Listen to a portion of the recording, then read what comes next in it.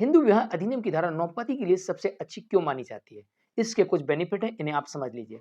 अगर दाम्पत्य पुनर्स्थापन यानी कि हिंदू विवाह अधिनियम का धारा 9 का केस आपके फेवर में है, जजमेंट आपके फेवर में आ चुका है, डिक्री आपके फेवर में आ चुकी है, तो ऐसी परिस्थिति में अब पत्नी अगर डाइवोर्स लेना चाहती है, तो लगाए गए आरोपों के उसको सबूत दिखाना पड़ेगा।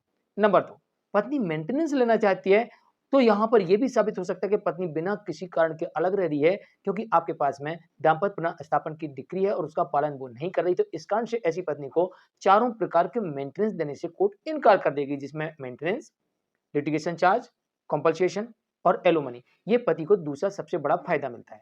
तीसरा बड़ा फायदा पति को ये मिलता है कि ये अगर कंठस्थ पति के फेवर में है, तो ऐसी स्थिति में पति को जब पत्नी उसके खिलाफ 498 दहेज उत्पीड़न का जो केस करती थी, उस केस में यहाँ पर पति को बड़ी आसानी से बेल मिल जाती है और ऐसे केस को इस डिक्री की वजह से डिसमिस भी किया जा सकता है। और पांचवा बड़ा फायदा ये मिलता है कि पति जब चाहे तब ऐसी पत्नी से डिवोर्स ले सकता है। ये सबसे बड़े 5 फायदे पति को सिर्फ एक डिक्री की वजह से मिलते हैं।